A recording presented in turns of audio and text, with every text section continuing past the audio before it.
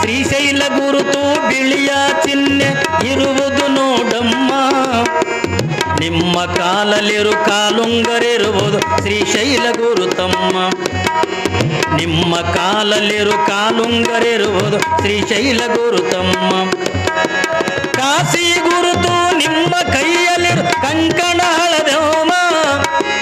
ಕಾಶಿ ಗುರುತು ನಿಮ್ಮ ಕೈಯಲ್ಲಿರು ಕಂಕಣ ಹಳದಮ್ಮ. ಅದು ಕಾಶಿ ಗುರುತಮ್ಮ.